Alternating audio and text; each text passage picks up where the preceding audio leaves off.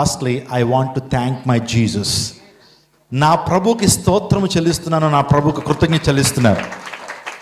I couldn't do it on my own, I know the carried me. నాకు బలం ఇచ్చినటువంటి వాడు నా దేవుడే. నాకు బలం ఇచ్చిన వాడు ఎవరు? నేను ఇంత స్కోర్ సాధించడానికి, ఇండియాని ఫైనల్లో నిలబెట్టడానికి నాకు బలం ఇచ్చింది ఎవరంటే నా ప్రభువే, నా రక్షకుడే. I can do all things through Jesus who will strengthens me అనే మాటను ఆమె కోట్ చేస్తుంది. అంత మాత్రమే కాదు, నిర్గమాకాండం 14 వచ్చిన కూడా ఆమె కోట్ చేసింది, stand still, God will fight for you.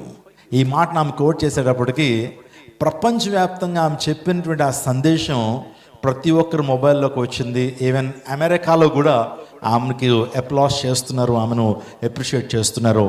ప్రభు నామాన్ని ఏం చేసింది? ఆమె మహిమపరిచింది, ఘనపరిచింది.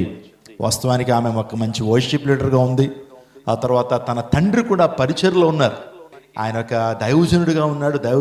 దైవజనురాల యొక్క కుమార్తె ఏమొక జమీమా. ఎక్కడున్నా సరే దేవుని నామాన్ని మహిమపరచాలి. చాలా డిసప్పాయింటెడ్లో ఉంది ఆమె, చాలా డిప్రెషన్లో ఉంది, చాలా యాంగ్జైటీలో ఉంది, చాలా స్ట్రెస్ ఫేస్ చేస్తూ ఉంది. 4 మ్యాచెస్ ఆమె ఏమీ ప్రతిభ కనుపరచలేకపోయింది. కానీ ఎస్పెషల్లీ నిన్న జరిగినటువంటి సెమీఫైనల్స్ మ్యాచ్లో ఎంతో ఓపికతో 127 రన్స్ ఆమె స్కోర్ చేసి భారతదేశాన్ని వరల్డ్ కప్లో నిలబెట్టగలిగింది. ఆస్ట్రేలియా అంటే మామూలు టీం కాదు.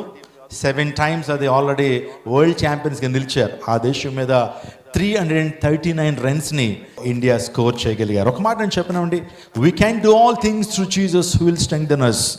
మనం పరపరిచేటువంటి దేవుని సమస్తమని ఏం చేయగలుగుతాం. దేవుడు మనకు అంత శక్తిని, సామర్థ్యాన్ని ఇచ్చేటువంటి వాడు. మన ప్రభు అద్భుతాలు చేసేటువంటి దేవుడు.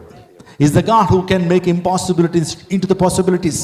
ఆయనకు అసాధ్యమైనటువంటిది ఏది లేదు, ఆయనకి సమస్తం కూడా సాధ్యమే. ఎప్పుడైతే మనము దేవుని వాక్యాన్ని గౌరవిస్తామో, దేవుని వాక్య ప్రకారం జీవిస్తామో, ఆయన సన్నిధిని మనం ఎప్పుడైతే ప్రేమిస్తామో, ఆయన చేస్తున్న వాగ్దానం ఏంటంటే, నా సన్నిధి నీకు తోడుగా వచ్చును. హల్లెలూయా.